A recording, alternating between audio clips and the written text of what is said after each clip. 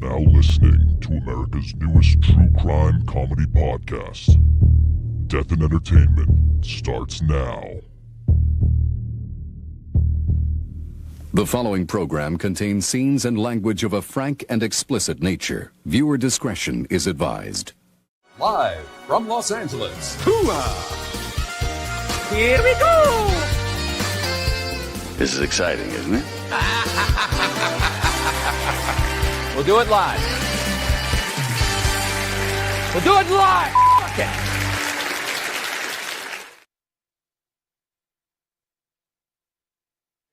Hello, everybody. Happy Saturday. Oh. It's a day that is after Friday and before Sunday. It's the Saturday or fatter day because I ate Taco Bell yesterday. Oh, nice. That's a problem, bro. I've had it way too much lately. It's too good. I know. I'm like, I have the app even. Yeah. oh, you have the app so you get discounts. Oh, he gets rewards points. He's racking them up. Shit. What's everybody doing for the Super Bowl? You guys doing some squares? You doing some betting? You going out? You staying in? Apparently no one's in Las Vegas. Yeah, Vegas, apparently you can get a suite for like $40. Go to Vegas if you can, if you're nearby. I guess nobody cares about this Super Bowl. Yeah. 9 foot. Hello from the UK. Hello from Los Angeles. Tiff, you're working. Well, that stinks. From home or in office? These motherfuckers try to bring people back to the office now. Yeah, if you work for the federal government, you're going to be Fuck you, in man. office. You forced me out of the office. You're not going to force me back in the fucking office, you bastards. That's Trump's most controversial thing. Samantha, what's up? We are going to this, like, it's a party at a golf course, I guess, and they have, like, games for kids and stuff, so I'm going to bring my son over there. Party all the time, Do they have party all the games time, for party all the adults? time. They probably do have games for adults. Out at the coffee shop. Down at the coffee shop. Nice. We're still getting set up here a little bit. Little bit. But this is, the new thing. We get to say hello to everybody and interact a little bit. Is this on Patreon or is this just YouTube? Both. Oh, is it on YouTube?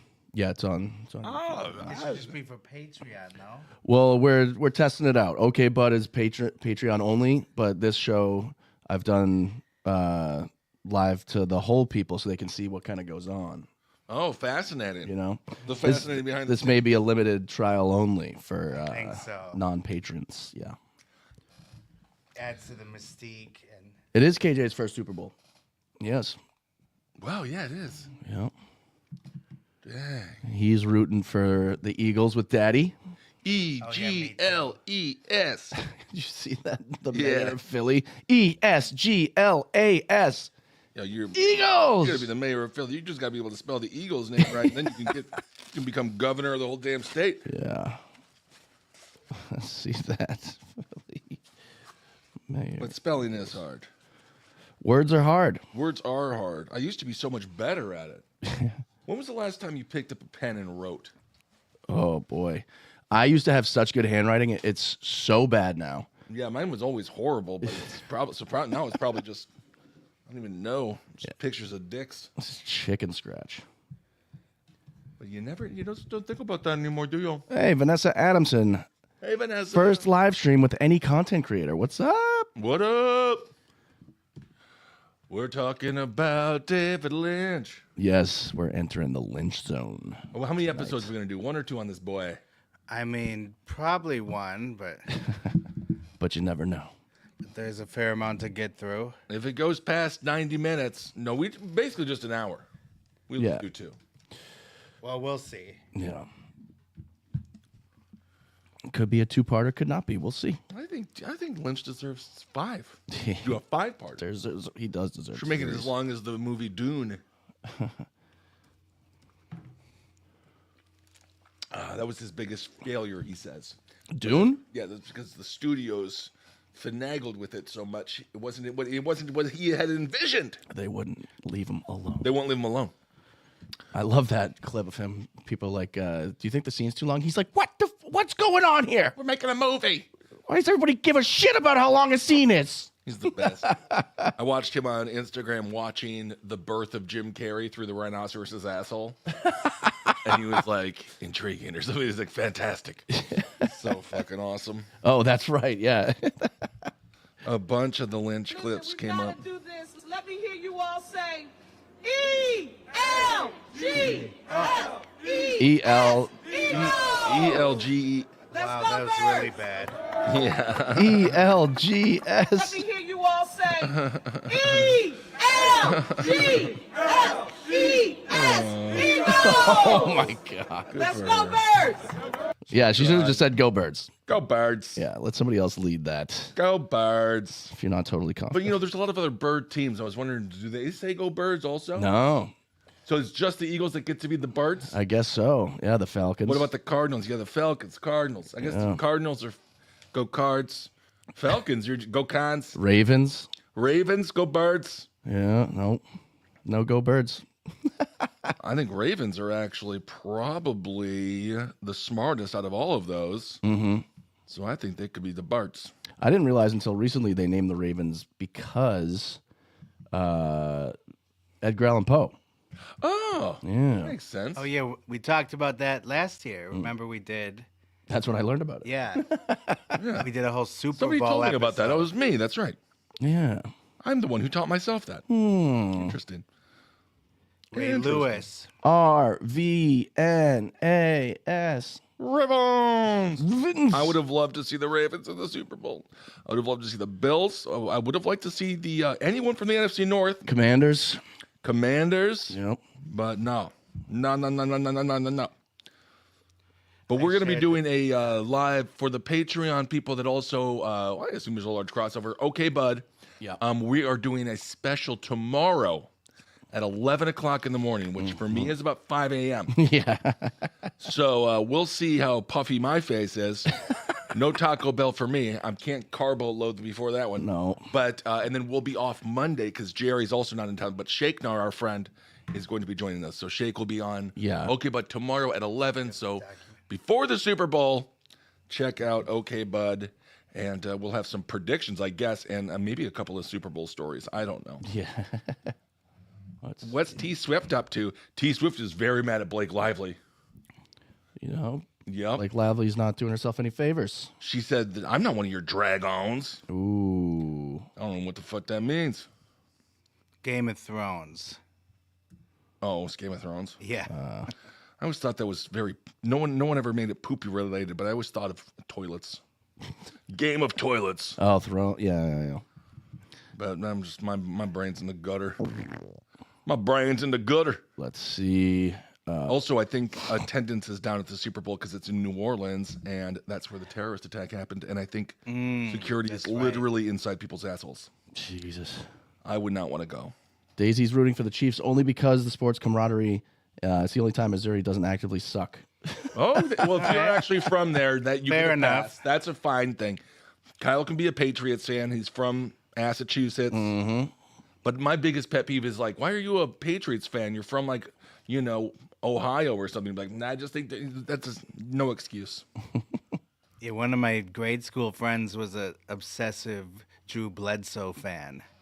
Just Drew Bledsoe. No, but the Patriots too. But he would wear the jersey, and it was Fond du Lac. My baby mama Kaylina was Drew Bledsoe's neighbor growing up. That's right. Really? Yeah. He's in the Hall of Fame. He's going to be in the Hall of Fame. Is he in the Hall of Fame? I don't know if he is. He should be. Eli didn't get in this time. He had Eli didn't get in first ballot. No, I thought he was a first. What do you ballot. got to win? You beat the Patriots twice in the Super Bowl. You're in. And also, Adam Vinatieri, granted kicker, but he has the most points in NFL history. I think they could have put him in too. Him and Gostowski both became the top 2 kickers, and then Justin Tucker, but he's getting into some trouble, so I don't think he's gonna hold all the records. Well, I think he's still going to play. Yeah. Seems like he left a little semen on a bed. Okay. Oh, I'm ready whenever you guys are. I'm feeling froggy, feeling good. Let's see here. Oh, that was okay. I need Death and There ain't nothing Entertainment. for me on here. We got 2 different things. Now we got the David Lynch thing. David Lynch. And all the clips are linked in the document, so you don't Oh, have to pay okay. attention to that. Got you. They're Okay. clearly marked here. Beautiful. Beautiful. And actually, I don't need this for the show, do I? Eric G. OJ played for the Bills. Das Bills. Yeah. And actually, before he passed away, R.I.P., R.I.P. he was going to games. He was getting cheered at games. What up, Twitter Well, world? yeah. I mean, Once a sports hero, always a sports especially hero. in Buffalo, they're like, "You're all we got, please." When Buffalo, who hasn't murdered their ex-wife, am I right? Well, I guess he did it here. If it was in Buffalo, I think people would be like, "Well, he's just really bored. Yeah. It's not that much to do." It's like after you go to Niagara Falls a couple of times.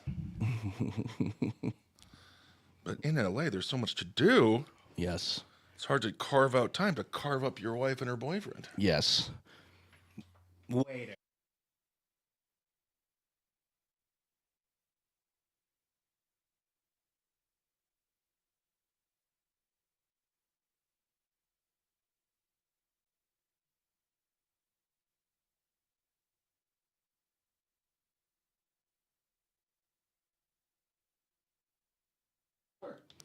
Okay.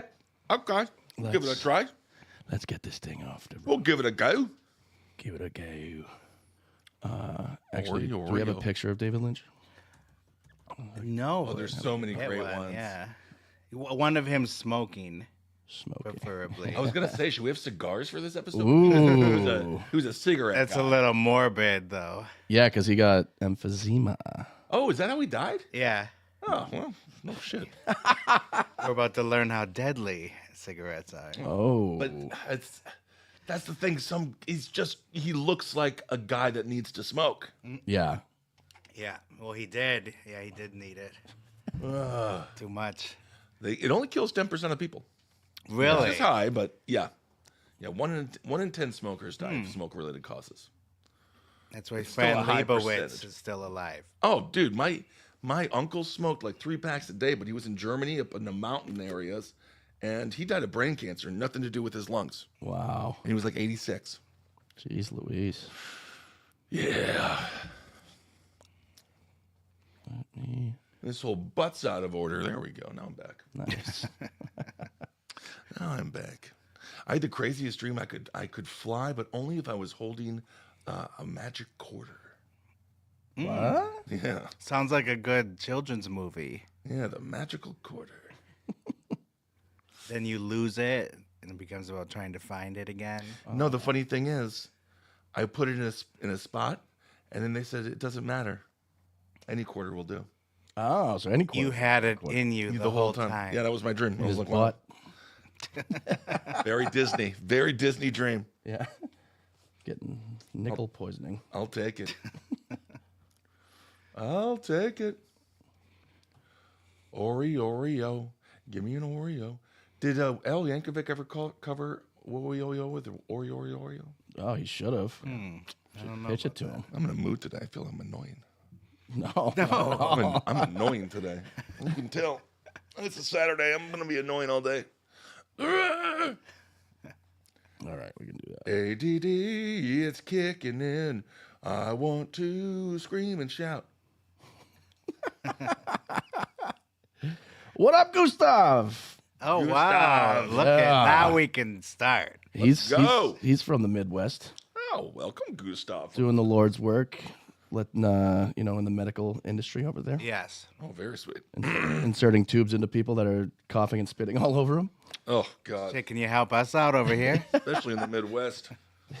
Some big folks, long tubes. But easy to get them inside, because they're so big. Yes. Not the tubes. Whoa! Here we go. Wow. Live from Los Angeles. 911, what is your emergency? Here in Hollywood now. 2 counts of murder. Injury and death. Shocking new details. That has stunned the entertainment world. This makes me a little nervous. The hair stood up on my arms. Just like in the movies. What do you call this thing anyway? Death. In Entertainment. Greetings, Deado Universe. Hi. How are you? Hope your Super Bowl Sunday was good, and you didn't lose too much money. What's going on, everybody? My name's Kyle Plouffe. I'm Alejandro Dowling. I'm Ben Kitzel, and you can find us on Patreon at patreon.com/diebud.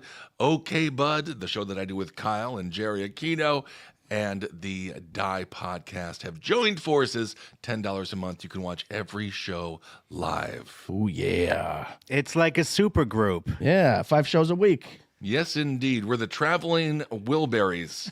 But instead of Wilburys, it was Dingleberries. Hey. Hello. Won't berries. Okay. And speaking of dingleberries, David Lynch was not one. Yes. Very good. Today we're discussing David Lynch. Oh, my God. The life, the death, the unbelievable man that was. Yes. Unbelievable career. Yes. Yep. Life, death, everything. We have to warn you guys, if this is the first time you're listening to us, we are a true crime comedy podcast, so we will be laughing about dark subjects. All right?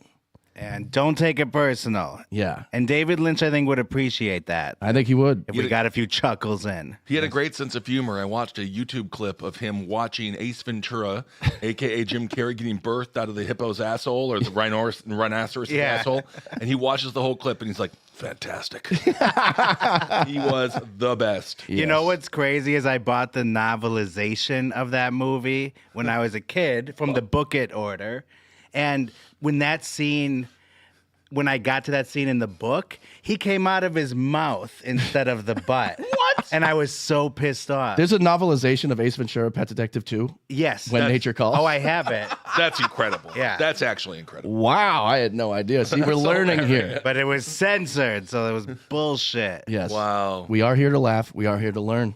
Yep. That and Huckleberry Finn. Let's go. And this podcast is not censored, so buckle up as we fade in to the life of David Lynch. Ooh. So David Lynch was born in Missoula, Montana. Ooh. Beautiful state, not too populated. Definitely not. His dad was a forestry research scientist for the Department of Agriculture. His name was Donald, like the duck. Like the Sutherland. Yeah. And his mom, Edwina, was nicknamed Sunny, as in the sunshine, not, Sunny from Godfather. Yes. Oh, I was thinking Sonny from the WWE who is currently incarcerated for killing someone while driving drunk. Yes. Ooh. Miss Sitch. Definitely not that one. So Sonny was an English tutor. And David had 2 younger siblings eventually named John and Martha. So this family moved around a lot. Yeah.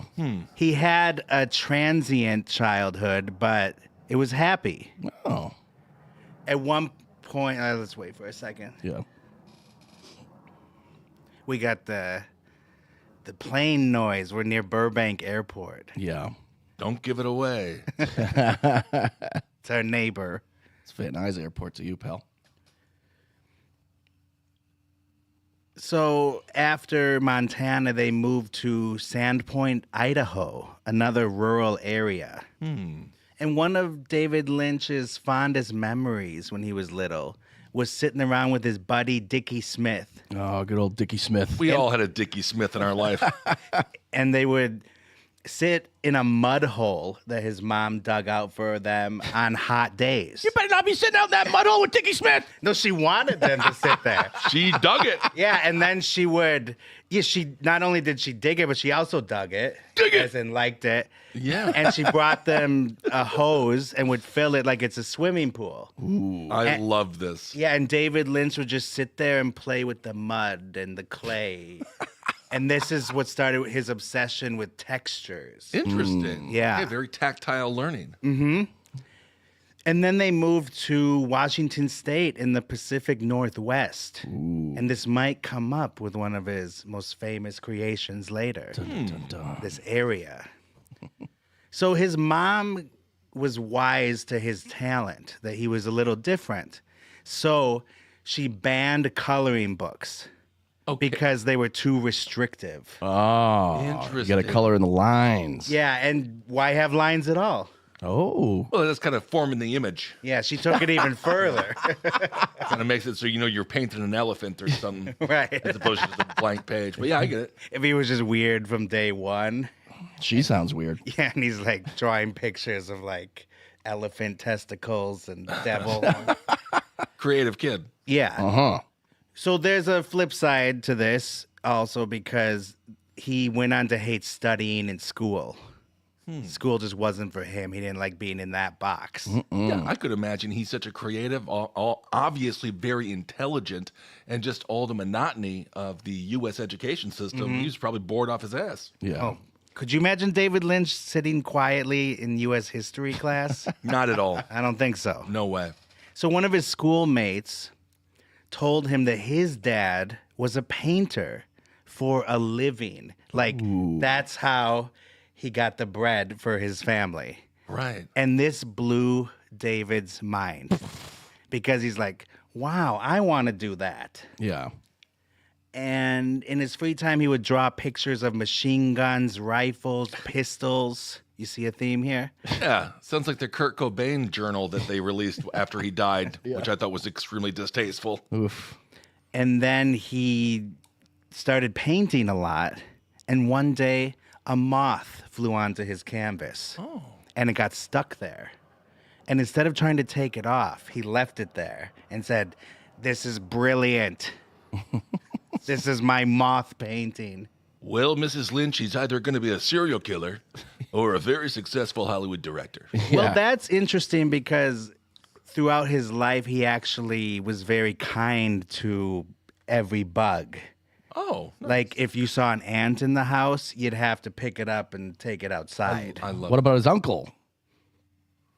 What do you mean? Said if he saw an ant inside his house, he'd take it outside. Oh, wow. I love What about an Kyle's uncle? Jokes that hits you on the way home. Yeah, that's a good one.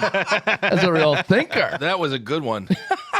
But he didn't mind dead bugs if they were already dead. Okay. He collected those. Okay. And he would paste them onto paper. Only natural causes. Right. Gotcha. Well, yeah, that would be demented to go out and kill your subjects, wouldn't it? Yeah. I suppose so. And again, it was all about texture for him. That's why he loved bugs. So there was an incident when he was young that I think informed the rest of his life. Ooh. Although he credits his creative boom to a later stage, but you got to listen to this story from his childhood. And this is taken from the documentary, The Art Life. Oh, cool. Oh, yeah. That's me, huh? Yes.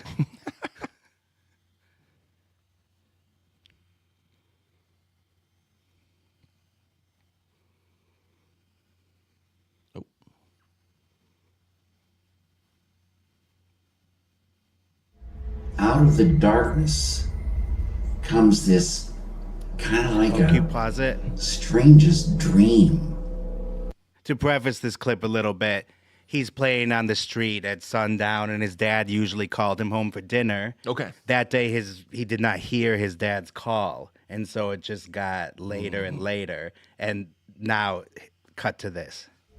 Out of the darkness comes this kind of like a strangest dream, because I'd never seen an adult woman naked, and she had beautiful pale white skin. And she was completely naked. And I think her mouth was bloodied. And she kind of came strangely, walking strangely across Shoshone and came into Park Circle Drive. And it seemed like she was sort of like a giant. And she came closer and closer, and my brother started to cry. Something was bad wrong with her. And I don't know what happened, but I think she sat down on a curb crying. But it was very mysterious, like we were seeing something otherworldly. And I wanted to do something for her, but I was little. I didn't know what to do. And I don't remember any more than that. Good Lord. Sounds like the mom from Peter Jackson's Dead Alive. Be very careful. That's a zombie, my friend. I kick ass for the Lord. Whoa. Yeah, so that... Wait, so did that really happen or that was a dream? No, that happened. Oh, my God. A naked ass. That's a horrible way to see your first naked woman. Yeah. Yeah, it should be on Real Sex HBO. Yeah. In your basement with Oh your my friends God. giggling. Don't even get me going, man. I can't tell you how many times I tried to jerk off the taxi cab confessions. Yeah. Next you know, you're just jerking off to an Italian who drives a cab. It's horrible. There was never nudity on that one. No, it was just the stories, man. Well, and there weren't that many hot people. No. On Real like- Sex, there was not one hot person ever. Like some gnarly looking dude, like, I'm going to an orgy. Yeah. I've said this so many times, but the only episode I remember is the pony play episode from Real Sex. They aired it all the time. People had bun Oh, butts that yeah, made them look like horses. Yeah, I remember that. I don't understand. Yeah, I forgot. No one needs to be exposed to that, let's be honest. They were having fun. God knows, it probably made a couple of other David Lynches out there. Yeah. Maybe the birth of the furry movement, too. Could be. So, David Lynch leaves his hometown, which is a lot of places. 'Cause He's the in family- Washington now. Yeah. And then he goes to the East Coast. Yeah, the best And coast. He spent a little time in Boston. Went to the Ooh. museum school, which he hated. He didn't like the city, didn't like the school. Ah, come on. I don't think he cares for the East Coast at all. I love Brooklyn. I am East Coast, Midwest, West Coast. Probably end up in Texas at some point. Who knows? I could see that. I'm going to crucify this entire country, make a cross shape. But I could see Lynch just being so fed up with Boston immediately. He doesn't. I think they're probably mean to him, to be honest. Yeah. It's Right. all the smartest and dumbest people mashed up, and those stupid people completely outnumber the smart people. Right. And then the smart people feel like they're really smart because they're around such stupid people. Yeah. And then you got David Lynch, who is super smart, but probably doesn't like school. So smart people think he's stupid, and then stupid people will think he's a nerd. Yeah. He was totally screwed. Yep. And he had that distinct voice. So imagine him standing there going, "Hi, I'm an artist. Why don't you like me? Want to see my bugs? Go Sox. Yo, go Red Sox. Oh, I got some bugs in my pubes. I'm wearing red socks." No, it's a baseball team, you nerd. At one point, he was roommates with Peter, who was part of the Jay Giles band. Oh. And then he got stoned for the first time and went to a Bob Dylan concert. Okay. The whole group went there. Okay. And he hated it. Does he like anything? Oh, yeah. Dead bugs and paint. Yeah, he likes mud. I don't blame him, though. When I saw Bob Dylan, it was like, I'm not a huge Bob Dylan guy. My buddy Adam is a huge Bob Dylan fan, so I got to show him some love. Well, he's a legend. He's a legend. I've tried. It just doesn't hook me for some reason, and I don't know why. So I said to my buddy next to me, like, "Oh, when's he going to play like a Rolling Stone? Really looking forward to that." Yeah. And my buddy goes, "Oh, he already played that." Yeah. So anyway, David Lynch gets in an argument with his roommate, Peter, about the concert, and that ended their partnership. He moved out. Oh, Bob Dylan dividing people. A house divided over Bob Dylan. Then David Lynch moves to Philadelphia. Philly's a beautiful town. In the late 1960s. And he went to school there based on advice from his close friend Jack Fisk. And he met Jack Fisk one day at a general store. He was trying to buy a soda pop from him. And Jack Fisk got to talking to him, and then they realized they were both artists and decided to split rent space on a studio. So that started a very lucrative partnership, actually. Oh, nice. So while in Philly, Lynch marries his first wife, Peggy Lynch, and they have a kid named Jennifer. And they bought a cheap house in a high crime area. That's where artists live. Yeah. That's where they thrive. And he said the streets were filled with hate and filth. Yeah.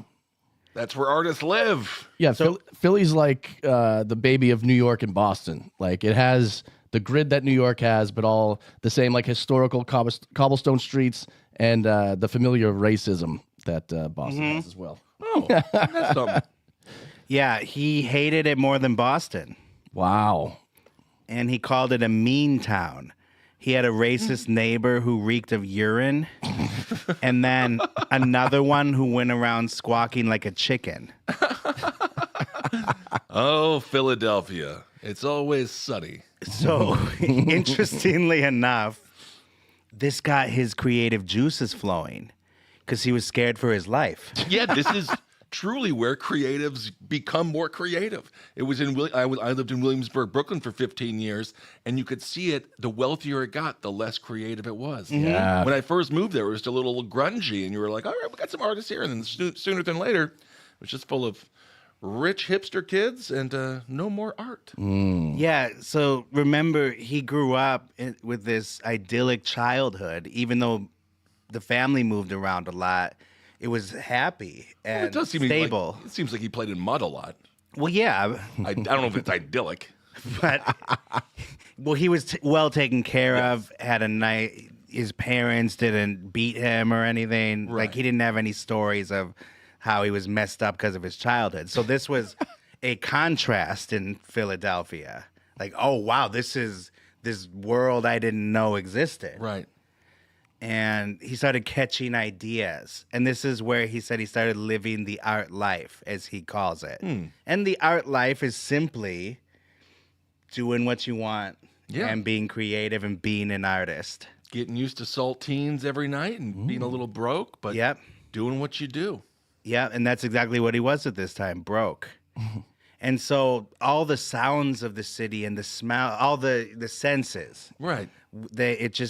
He immediately started picturing all these images in his head. Well, you got the neighbor is a chicken. Did you guys see the show The Gentleman at all? I don't think so. It's a show. It's a brand new hit show. It's a British comedy. Guy Ritchie involved, and there's a scene where a guy has to dress as a chicken, and it's fucking hilarious. Be the chicken. Be the chicken. Anyway, that's what his neighbor was acting like. Oh yeah. So that's why I bring that up. But check out The Gentleman if you haven't seen it. Will do. And Rocky had to chase chickens around in Philly. There we go. Part of his training. So, yes, I'm sure. Okay. I'm sure he ran by a lot of people that smelled like urine.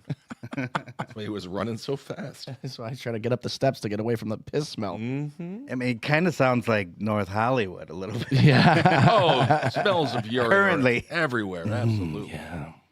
His first experimental film involved, it was like a moving painting with the sound of wind. And I have a clip here from an interview he did with the BBC where he talks about where his ideas come from.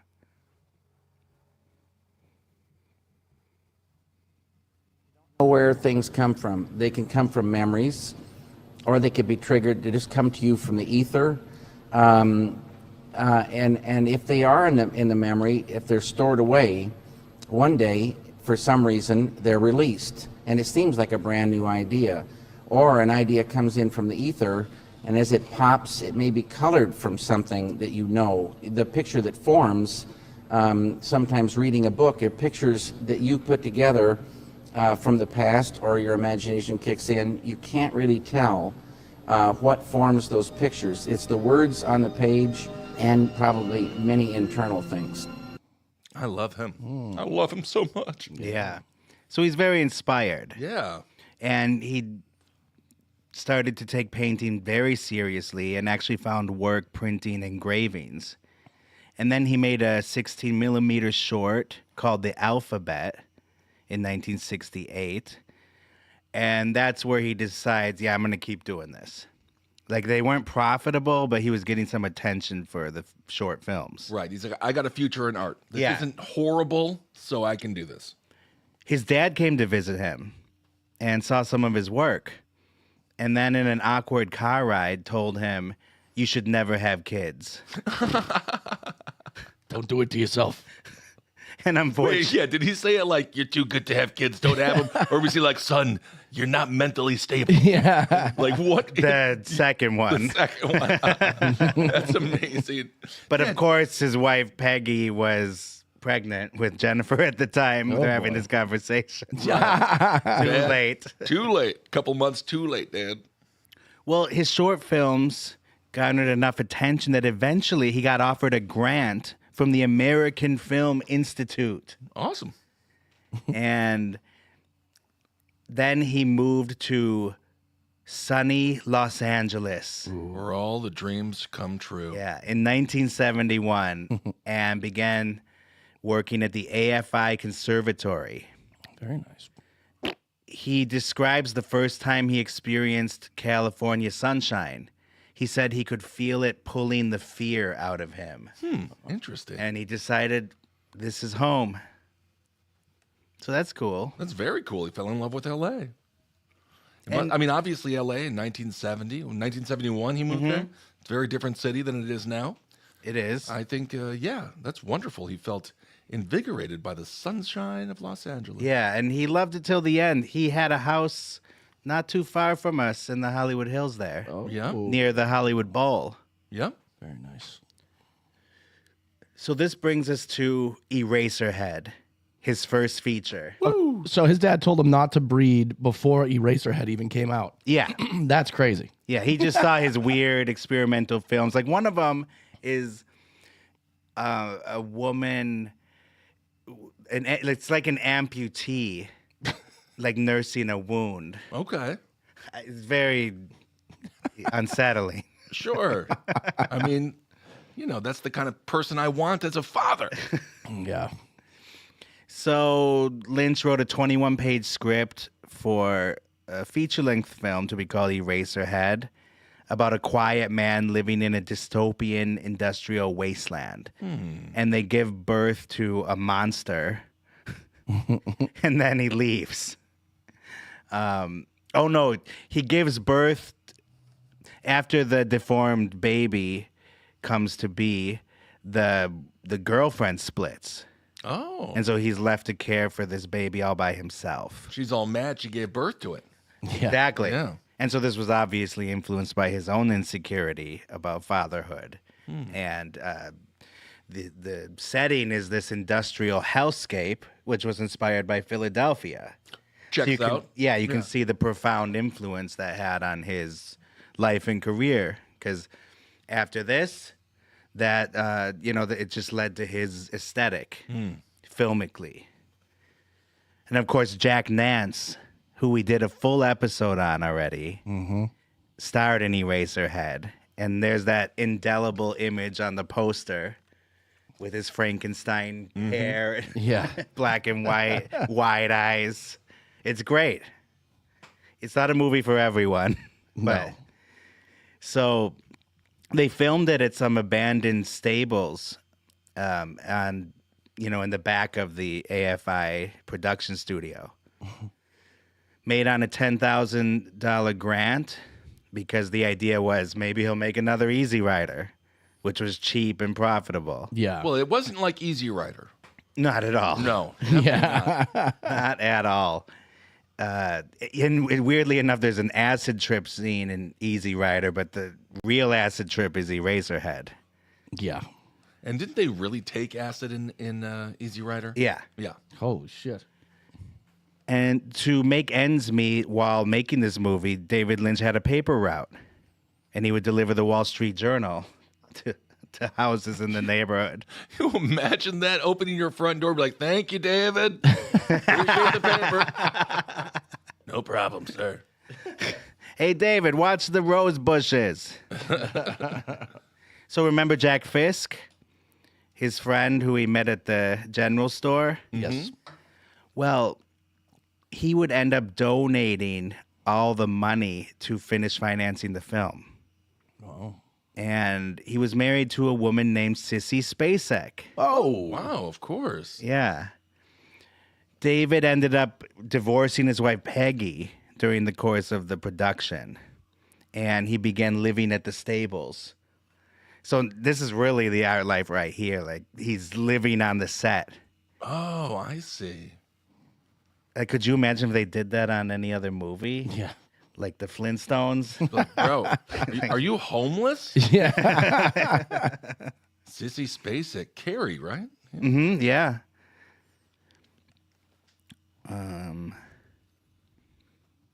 Yeah, so this was going as good as he could have hoped for because he's getting to make this movie. And he has some epiphanies. He becomes a vegetarian. Okay. He quits drinking alcohol. And he starts to practice transcendental meditation. This was very popular in the 70s. Andy Kaufman did the same thing. Mm-hmm. And this was a few years removed from that famous trip the Beatles made to the Maharishi, and they all dress like Justin Trudeau. Yeah. And Paul McCartney studies it to this day, and David Lynch studied it to the end. And there's more on that later. It was one of the biggest things in his life besides movies. Wow. So even though he's taking care of himself and he's trying to better himself, he continues to indulge in his two other favorite things, coffee and cigarettes. Like all good directors. Yeah, he was basically a chimney with a pompadour haircut. And, it's hard to say, like, you could compare any vice to that, like even eating too much. There's some things when you pair it with writing or creativity, anything, the creation of something, it's like a necessary element for some artists. Well, I don't know about eating too much. I can't imagine like a lasagna next to Stephen King while he writes the next It. I say that, like, what if I can't write without my rigatoni. I need my cheese. I can't finish this script. Gotta have the Taco Bell app open while I finish this sentence. Some vices are sexier than others. Coffee and true. cigarettes for a director, those are two sexy vices. Yeah. I just mean if you're really trying to, finish a deadline or whatever. Having comorbidities doesn't hurt. Exactly. You're not being so healthy, whatever your vice is. Yeah. Wasn't able to finish the screenplay. Jersey Mike's was closed. And I need my hoagie. My script is ruined. So they finish the movie. Eraserhead gets released. A lot of audiences and critics didn't really know what to make of it. Yeah. But it ended up becoming a cult movie. Huge movie. Like Pink Flamingos and the Rocky Horror Picture Show. Yep. So it made the rounds in New York, LA, and San Francisco, and ends up grossing $7 million. Nice. Off a $10,000 budget? Yeah, so not bad at all. Jack Fisk is wealthy now. And of course, his wife is a major Hollywood star. Yes. After Carrie is released around the same time. So yeah, considered one of the most influential midnight movies of all time. You know who was a big fan of it? Who? Mel Brooks. Oh my God, that's hilarious. And so, did you know some Mel Brooks? He produced The Elephant Man? Mel Brooks? Yeah. I did not know that. That he did that. I had no idea until this week that this is a Lynch movie. Oh, yeah. So after seeing Eraserhead, he meets with Lynch, and he says, "You're a madman. I love you. and hires him to direct it. And imagine at one point during production, his dad said that thing about that he shouldn't be a parent father. himself. Yeah. Well, when his dad and his brother visited him in Los Angeles during the making of Eraserhead, they actually had a talk with him and said that he should quit filmmaking altogether and get a real job. Whoa. I don't know if this father is supportive. Yeah. Not really. Don't have kids and go to work. Yeah, not as an adult. Work at a factory? Yeah, so and David Lynch, for crying out loud. I don't want David Lynch doing anything other than what David Lynch does. Yeah. Can you imagine if he worked at Target? Yeah. What a horrible employee he would be. So, and they weren't just asking him to quit, filmmaking. They were begging him. They were very worried. So imagine that, and then being broke the entire time, not knowing where this is all going to lead to.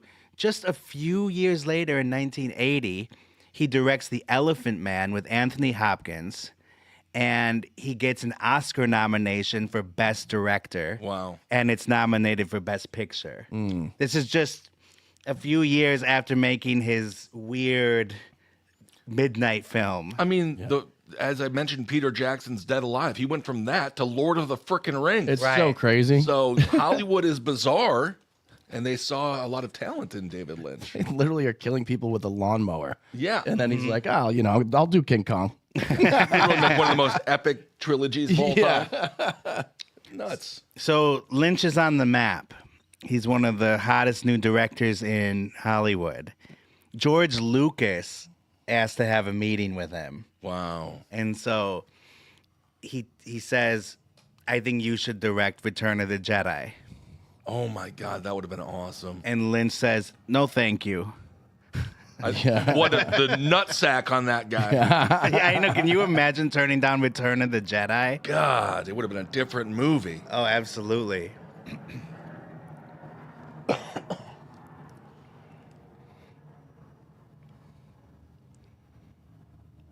Like, how do you make Jabba the Hutt even weirder? Oh my God, that scene would have gotten a lot sexier. I was gonna say, yeah. And let's be honest, Princess Leia probably would have lost the top to the bikini. Yeah. Oh yeah, Had Princess blood Leia. drooling out of her mouth. You remind me of a woman I saw on the street when I was a kid. Yeah. And Yoda's talking backwards. Yeah. Like, try relationship. Kyle's like, I don't know what you're talking about because I've never seen a David Lynch. I saw Eraserhead in high school. Talking backwards is a trope. Oh, yes. And so David Lynch smartly turns down Return of the Jedi because he just doesn't think he's right for it. Wow. Although, of course, our version of it sounded pretty good. Yeah, I think you would do great, but whatever. So he chooses Dune instead, based on the novel by Frank Herbert. Of course, these days everyone knows it as the Timothée Chalamet vehicle. Yes, I interviewed Brian Herbert, his son, and interesting relationship with he and his father. Fairly good. Yeah. But it was a box office and critical failure at the time. And Lynch considers this movie the only real failure of his career. He absolutely hated it. This is similar to how Stanley Kubrick hated Spartacus. And it was only after Spartacus and leaving the Hollywood system that he was able to do his real work, his personal films. Right. It's like when Willie Nelson left Nashville for Austin, he finally got with the Outlaws and became the Willie we know and love today. Yeah, it's exactly like that. And when asked about a director's cut for Dune in 2024, he said it would be impossible because producer Dino De Laurentiis never allowed him to shoot anything the way he wanted to. Yeah, that's what I was going to say. I was under the impression he didn't really even get to direct Dune. No, it was, he was a hired hand. Right. Quote, I started selling out even in the script phase, knowing I didn't have final cut, and I sold out. So it was a slow dying the death and a terrible, terrible experience. Oh, man. It's like Tobe Hooper and Steven Spielberg. Spielberg really directed it. True. Which one? Poltergeist. Oh. Yeah. Spielberg will come up in this episode again. He's got his fingers in everything. Okay. Leave my daughter alone. Leave E.T. alone. Yeah. So there was a positive thing though for Dune. It was the theatrical movie debut of Kyle MacLachlan. Hey. And he would become a frequent collaborator of Lynch's. So. Absolutely. That's a fine cup of coffee. And they got right to work with the next movie, Blue Velvet, released in 1986. And Blue Velvet, this is now David Lynch unleashed. Ooh. Yeah, this might be my favorite Lynch movie.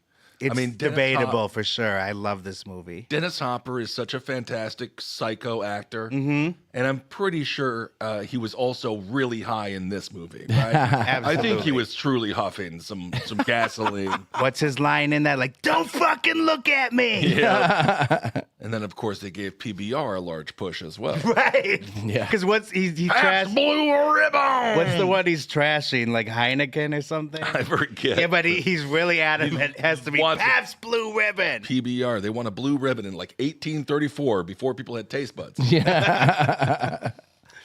So yeah, Blue Velvet. It's it's like a mystery. It's about Kyle MacLachlan finds a severed human ear in a field, and then he goes on to investigate, and he becomes intermingled with the world of this beautiful nightclub singer and Dennis Hopper, who's a psycho. Perfect. And there's Roy Orbison music. You got Bobby Vinton, the title song. It's great because it's kitsch. It's Americana. Yep. Absolutely. I think Dennis Hopper's character and the character from No Country for Old Men. Two greatest psychopaths of all time. Different styles. They got to make a movie like Freddy versus Jason. With They those really two. do. Man, I've been rewatching Celebrity Deathmatch because it's on Paramount. And if they could make that, if they could have them fight it out, that'd be fantastic. That'd be sick. So Isabella Rossellini plays that nightclub singer, and her character was inspired by Judy Garland. Oh.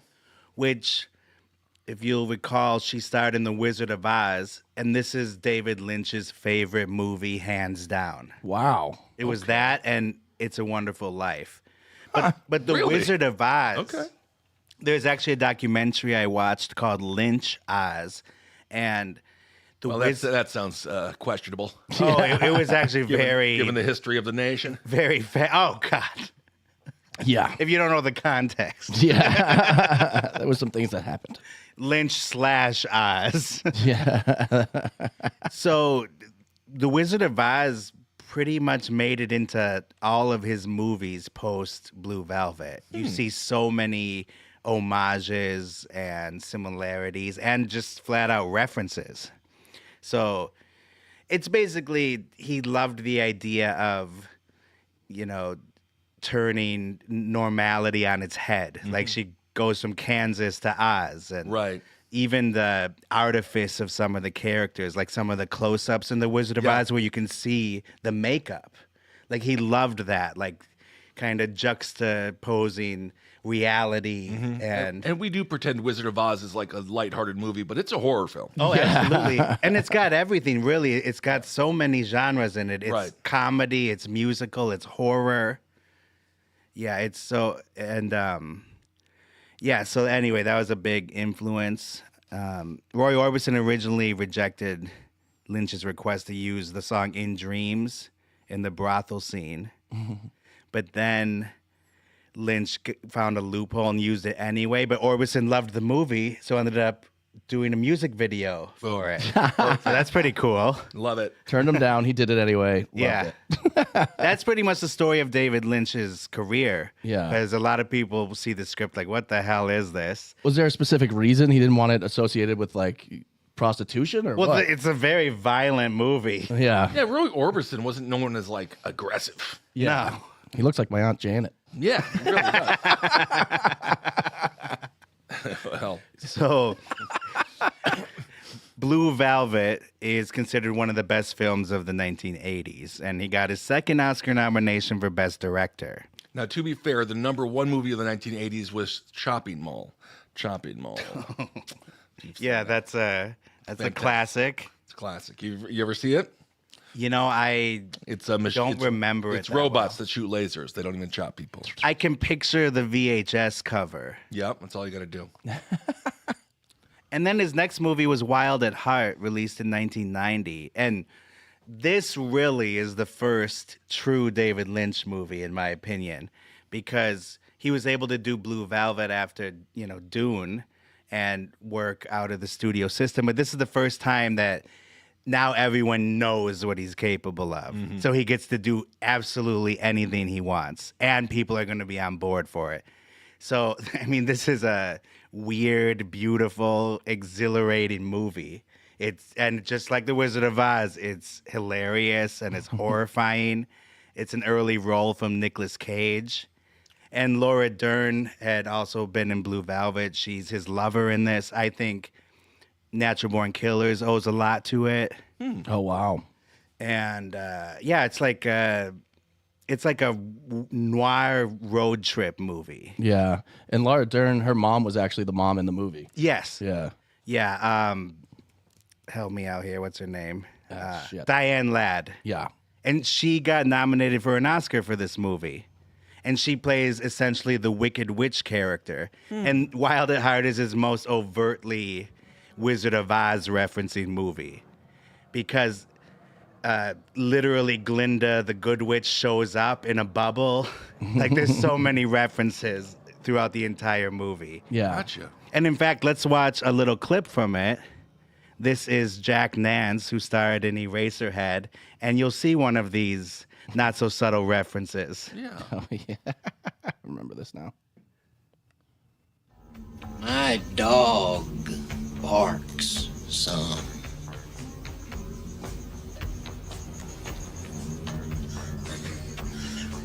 Just staring at him.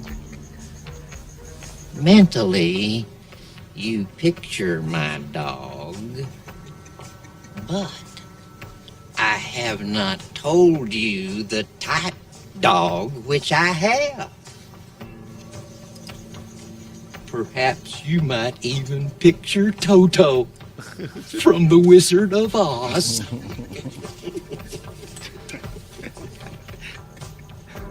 But I can tell you my dog is always with me.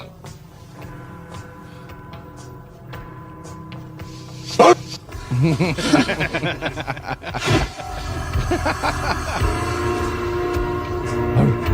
nice little shot here at the end.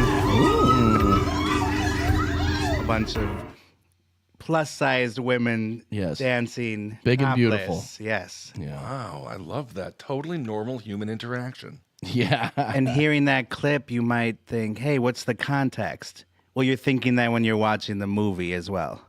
Doesn't need to be explained. There's so many vignettes that just work out of context in David Lynch's movies. So, and I actually think that clip is a great representation of why David Lynch is a genius. Yeah. It just has everything in it that you love David Lynch for. The music, the mood, the sense of humor, the darkness. You can't look away. No. It's compelling. The It dialogue, very. the way people speak. Also, it's interesting that he seems to now have a pretty good collective of actors. Oh, yeah. That he continues to kind of fall back on. Exactly. Jack Nance shows up all the time, obviously Laura Dern. And a lot of Twin Peaks crossover in Wild at Heart, because that same year is when Twin Peaks, the TV show, premiered. So it started when he developed a friendship with writer Mark Frost after their Marilyn Monroe project fell apart, which would have been pretty cool if they made that. They were going to do a biopic? Yeah, they were. Wow. Marilyn Monroe brought to you by David Lynch. Holy crap. Because the thing is, he sort of gave you that anyway in a lot of his movies. Because we talked about the Americana, the settings. Well, he also loved the pinup girls of the 1950s and the James Deans, the greasers. So that shows up all the time up until, Mulholland Drive even.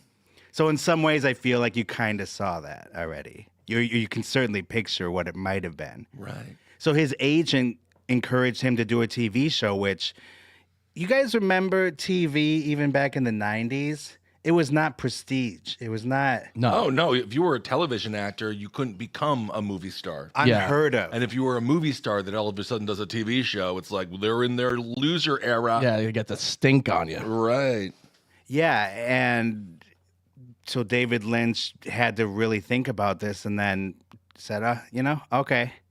But I would also say it was a time of appointment viewing, and when the show hit, like TV shows did become very, very popular and had huge followings. So he's not doing a sitcom. No. This isn't Full House. Like Twin Peaks, I think it elevated television. Yeah. God, imagine if Lynch did a sitcom. That would be, That'd be honestly, awesome. it would be the sitcom from Natural Born Killers where Rodney Dangerfield is having sex with his daughter. Yeah. That's what would be the sitcom. So I'm good, actually. He did make a short film that was a parody of a sitcom starring a family of rabbits. Okay. So that's sort of... That I could watch. Yeah, that's what you would get. They pitched the idea to the network as a police drama meets soap opera. And it would be about the mysterious murder of the girl next door, Laura Palmer. And this was loosely inspired by the unsolved murder of someone named Hazel Irene Drew in 1909. Oh, interesting. And like Blue Velvet, Twin Peaks explores the unpleasant reality just beneath the surface in small town America. I do love the way they sold it. It's a police drama, but kind of like a soap opera too, and it's fucking so much weirder than all of that. Filled to the brim with scenes like we just watched in Wild at Heart. Yeah. And, again, exploring dreams versus reality, and he mixes monsters with whimsy, and he uses a lot of doppelgangers. The duality of man, right? Like good versus evil. But he has literal doppelgangers in the show as well. It was also one of the only television shows to ever star a actual log. Right. The log lady. She was Log great. Lady, which is absolutely incredible. And then the mother and father, or the brother, sister actually, from People Under the Stairs.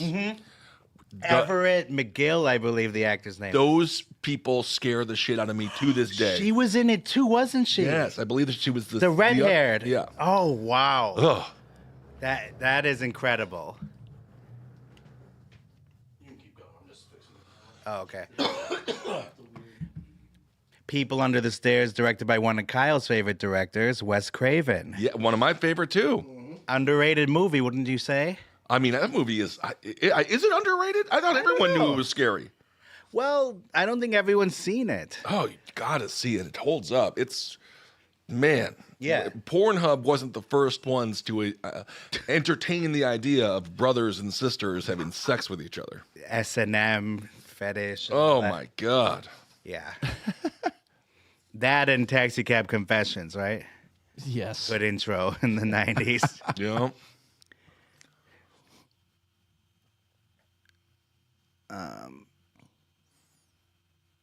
So yeah, by this point, when Twin Peaks premieres, let me just restate that.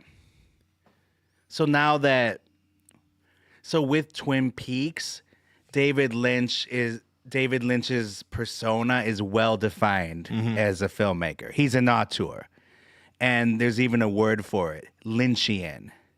Ooh. It's all the, it's difficult subject matter, shot beautifully. The images are pleasing.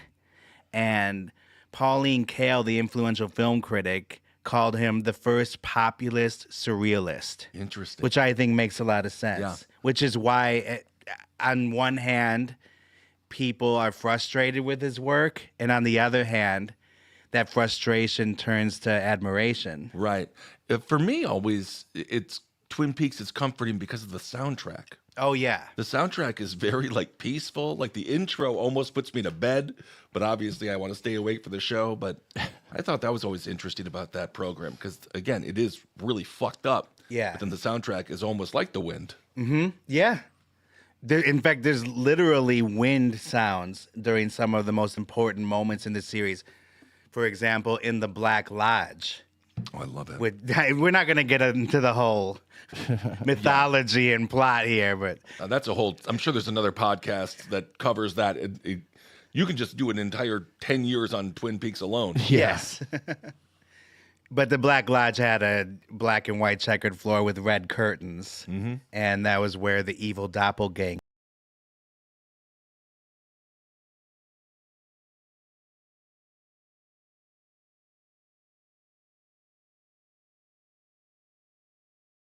Blue Velvet score is great too. And then also mixing in the oldies, the good old jukebox oldies. Love it. So the 2-hour pilot of Twin Peaks debuted in spring 1990, and if you can believe it, it was the highest rated TV movie for the 1989-90 season. A 2-hour premiere. Yeah. That is so huge. Love that. And you have to think of how groundbreaking this was, because we were just talking about the state of television then, and here comes this show that's shot like a movie, and it doesn't have a lot of easy to define mainstream elements. And they don't, a lot of the shows were like Columbo, where it starts and you know what happens and then he solves it. Yeah. And that's the end of the episode. And, the same. They call that episodic television, where you can just watch one and you're good. Yeah. And that was the majority of shows, Murder, She Wrote, things like that. And then he has a murder show, which I still don't think it's over. Right. I know it's done, but I don't know if it's done. Yeah, it would continue week to week. Yeah. So if you missed an episode, you might be lost. Yeah, there are horses teleporting into people's living rooms and shit. Yeah. Of course, you might be lost if you're watching every episode as well. Yeah. And so I have a couple little pit stops I want to make throughout this, where there's some interesting deaths that happened in the world of David Lynch. Okay. So the first one I want to go over is this up-and-coming actor named Rodney Harvey. And so he played a guy named Scotty in the pilot of Twin Peaks. Why don't we watch that clip? Okay. And you'll see his look. He's like the quintessential male model of the early 1990s. Like the James Dean. Scotty, Mutt and Jeff just crawled in. Oh, what a wonderful world. So after that, Rodney Harvey really didn't get many roles for some reason. And he became addicted to heroin. Oof. And so he had a really rough go of it. And in the movie or the documentary Kid 90 by Soleil Moonfry from Punky Brewster. We've talked about her quite a bit, actually. Yeah, she's got a Clinton-esque body count of dead bodies around her. Well, let's leave Punky Brewster alone. She She's really from the does, mean though. streets. Well, yeah. Why do you think she had to get adopted? Killing everyone at her old school. Yeah. Namely, Jonathan Brandis, if you'll recall from our episode, is one of those people that she was around. She didn't cause it, just didn't help it too much either. Death adjacent. Yes. Yeah. And so here's her talking about Rodney Harvey. Some of my friends really needed to be heard and to have a friend listen. And they end up committing suicide. And I didn't see it back then. What? Hello, Soleil. It's Rodney. Where are you? Well, give me a call if you want, but I just wanted to say hi. All right. Bye. Man, the old days of the answering machine. Yep. Everyone left her a voice message in the 90s. Yeah. No one had their phones on them. And she just saved them all, collecting them for her vanity project. Come on. All right. I'm not going to let this Punky Brewster, this revisionist history on this orphan.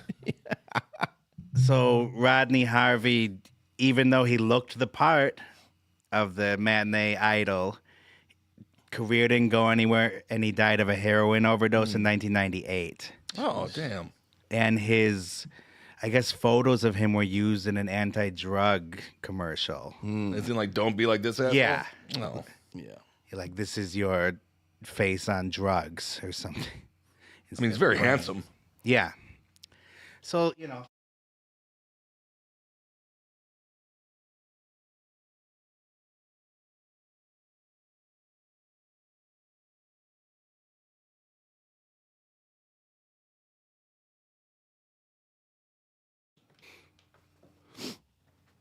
I'll take us there. Okay. Right. What was I saying? Oh, yeah. So that's sad. And Alejandro, so that's sad. After all that, so that's sad. So that's sad. Onward. What else is Anyway, it? so that's sad. Yeah, well, I'm not. Yada, yada, yada, Rodney Harvey dead. That's I'm it. not licking my chops thinking about it like Punky Brewster. It's not acceptable slander. So he was in the pilot, which in Europe was released as a standalone movie, by the way. Oh, interesting. And then the series hits the ground running. The second episode aired as a regular 1-hour drama like Columbo in the Thursday 9 p.m. slot, and it scored ABC's highest ratings in 4 years. Whoa. That's cool. It's so funny that this was such a huge hit. I Because know. It's bizarre. It's incredible Yeah. that there was a time that this was the number one show. Yeah. And this was also the water cooler effect. Remember that? Yes. Where people would go to work, stand around the water cooler, Yeah. and be like, "Did you see the log lady last night? What was she talking about?"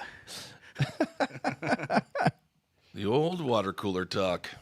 So yeah, needless to say, cultural phenomenon.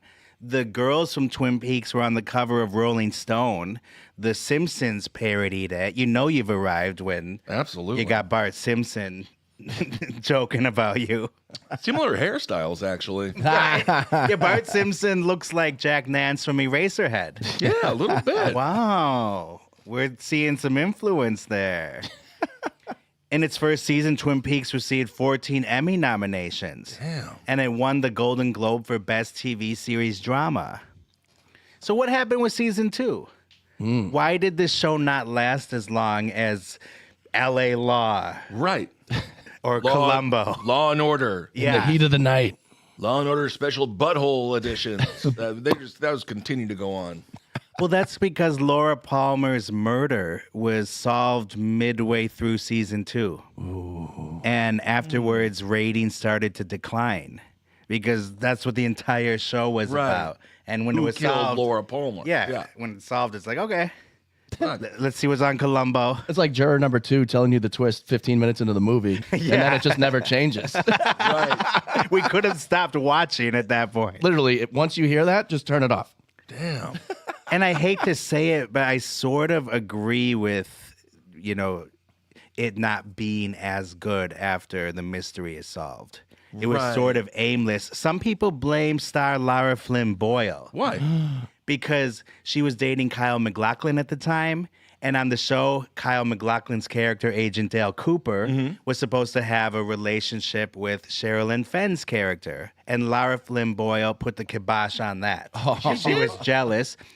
And so then they had to quickly write something else. And so they said the content suffered because of that. Wow. And she even took it further because after the show was canceled, unfortunately, after season 2, she refused to appear in the movie, the Twin Peaks movie. What's wrong with her? So they had to replace her. I hate to say this, but that girl needs to eat something.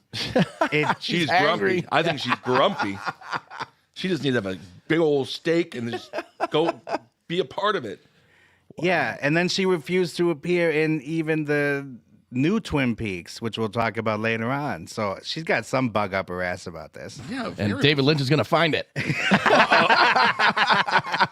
And put it on a canvas. It walks free if it's alive, but if it's dead, it's mine. I call this Lara Flynn Boyle's bug ass. Oh, beautiful piece of art. Wow, gorgeous. Very understated. It's not all her fault. ABC also changed the time slot a few times. You can't do that. You can't. It just never works. Not back then. Like you said, it was appointment television. If you change the appointment, people are going to get pissed. Yeah, they really are. And there's this great cliffhanger at the end of season 2 that nobody cared about. Oh, so they tried to, they're like, all right, one cliffhanger is already completely solved. Let's give you another one. Oh, and it's a major one, too. Yeah, it's when you huge. see it, and people were just left with that. Of course, we did get a season 3 on a different network many, many years later. Yes. So anyway, the original show went on indefinite hiatus, and then it was unceremoniously canceled. Oh. But David Lynch got the funding to do a prequel movie. So this is another thing where he was ahead of the curve when it comes to these ideas. Like, people weren't doing prequels. Yeah, back everything then. was linear, for sure. Yeah, so to make a major movie based on Twin Peaks and have it take place before the series even started. Well, before Laura Palmer's murder was solved. Yeah, because it stars Laura Palmer when she was alive. Right. Yeah, doesn't it tell you how she got murdered? Exactly. Yeah. So that was a new concept, released in 1992. That is very interesting. Did he ever talk about that decision to release that, to give that information midway through season 2? Did he ever discuss? Because strategically, it doesn't seem like the smartest thing to do. Again, though, when it's a show that's not following the usual linear narratives and doing what it wants to do, it was solved naturally when they felt it should be solved. Uh-huh. So, right. Aside from that, obviously, it wasn't the smartest marketing move. Right, right. But, yeah, so Twin Peaks Fire Walk With Me was released in 1992, but it was a commercial and critical failure. Ooh. People weren't into it for some reason. Yeah. I mean, I think that they had already sort of seen it, and I think you're right. The idea of a prequel was probably strange for people to understand. They'd be like, so this is before everything happened? Yeah. And nowadays, obviously, it's so common, the multiverse, all this other stuff. But back then, that was really unique. It's also not an easy movie to sit through. There's a lot of dark material, and it doesn't have as light a touch as the series has. And there's also a problem with the kids, like the high schoolers. They aged a lot between 1989, 1990, and the making of the movie. So it looks like they're adults. It's just like Jesse Plemons, too, when they did the El Camino Breaking Bad movie. And it's supposed to be in the middle of everything, but yet he's gained like 40 pounds. Whoa, leave the Plemons alone. Jesse's a great guy. He's your pool buddy. Amazing actor, but it when things go like that and something's not exactly the way it should be, people notice. Well, I think he's too skinny now. Yeah. Every time I see him, I'm like, buddy, you're looking like Lara Flynn Boyle. Hey! Yeah, he aged like 20 years in El Camino. And, besides that, it was good.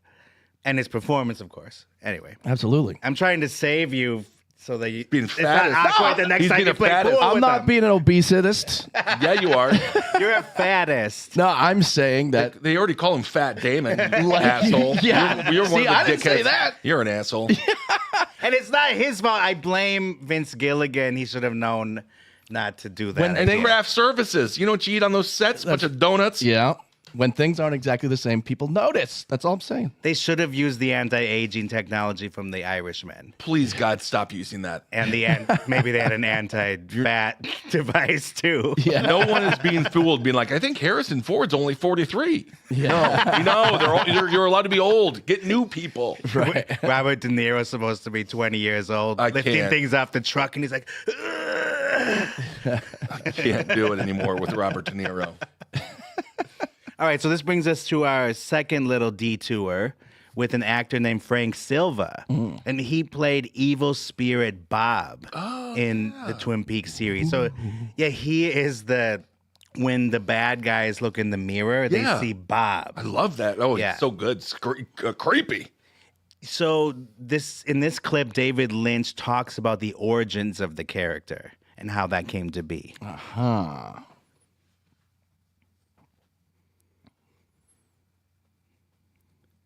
Frank Silva was the set decorator, and we were shooting in Laura Palmer's bedroom, and Frank was moving furniture around, and a woman said, Frank, don't lock yourself in that room, because he had just moved a chest of drawers in front of the door. And I wasn't even looking in that direction, but the image of Frank locked in that room popped into my head. And I rushed to Frank, and I said, Frank, are you an actor? And he said, why, yes, happen to be. And I said, you're going to be in this movie. And he said, fantastic. And so I had Frank hide on one pan shot across Laura Palmer's bedroom, freeze down by the bars of the bed, and just be looking right at the camera. And we shot that. And I didn't know what I was going to use it for, no idea at all. And so later on, he's filming Laura Palmer's mom reacting to something, like she's screaming because she's feeling some kind of evil spirit. And when they're watching the footage, David Lynch realizes that they accidentally shot the set decorator, Frank Silva, in the mirror. You can see his head in the mirror behind her, and that was an accident. Wow. And then David Lynch thought about it, and he's like, nope, that's not an accident. We're going to use that other shot now. That's what she's looking at. And there's Bob. Wow. That's fantastic. So that's what we call a happy accident. Exactly. Yeah. And so this is that scene in Twin Peaks. I miss her so much. I miss her so much.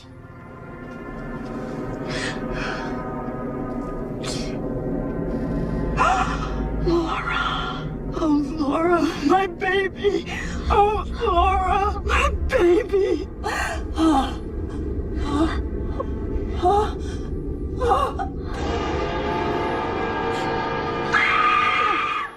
Woo-wee. Love it. Yeah, and he is striking looking. He's got this tan skin, long gray hair, this icy stare. Oof. It really is nightmare fuel. Absolutely.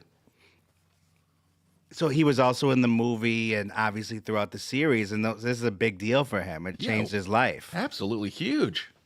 And so here's a clip of him in an interview talking about the recent success.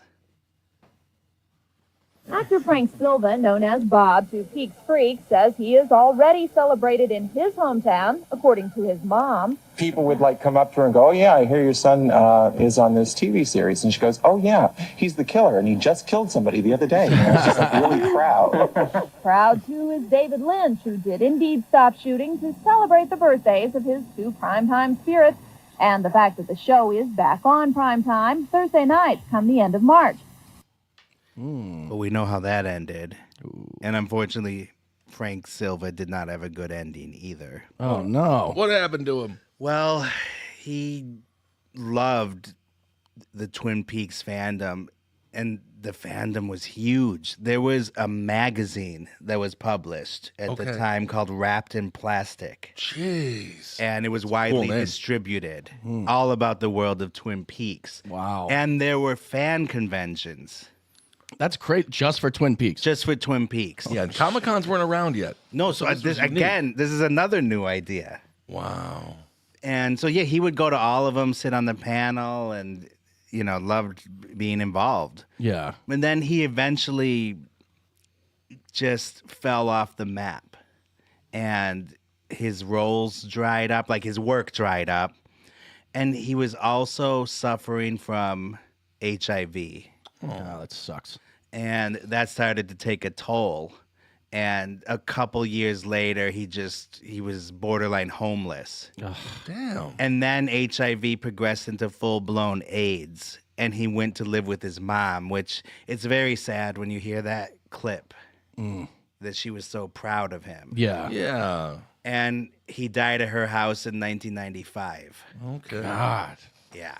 It's Long battle. Yeah, it's a frustrating thing, especially right at that time. They're almost to the point where they could live with it. Mm-hmm. We figured it out. That HIV is not as scary of a thing as we grew up with. It was like death sentence. And we all know how you do it. You have to own a bunch of car washes. Yeah, that's what Magic Johnson did, and it worked.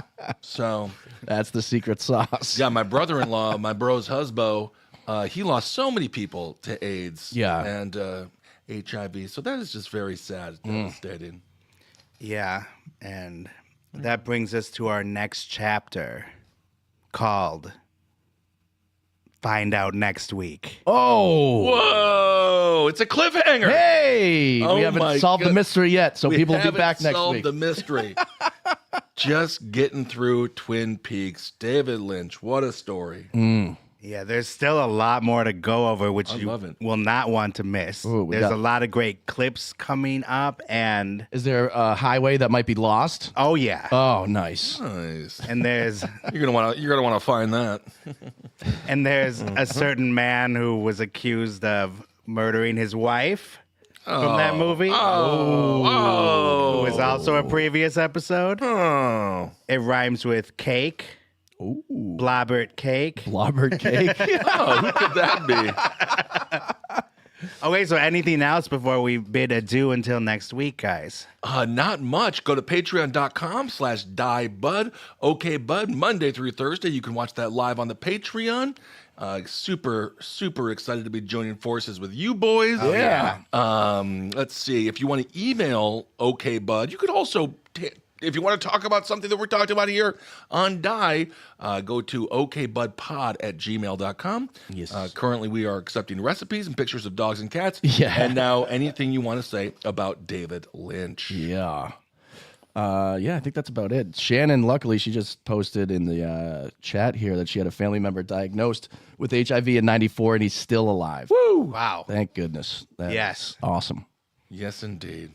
All right. And to everyone struggling with anything out there, hang in there. Yep. And we'll try to get through this together. Yep. And until next week. Don't go dying on us. Bye-bye. Hail yourselves. Bye. Yeah. Do you want to do mailbox and final thoughts? We'll do that next week because that is like the solidified ending in the show. Got you. Thank you guys all for being here. Thank you, guys. We had like 20 people up in here. Nice. We're going to go watch the Boston Celtics versus the New York Knicks. Yeah, go Celtics. Go Knicks. So that'll be that. We're going to be doing that a lot. Thank you, Tiff. Thank you, Vanessa. Thank you, Shannon. Oh, boy. All right. Thanks, guys. Talk to you soon. Bye. Bye. Bye.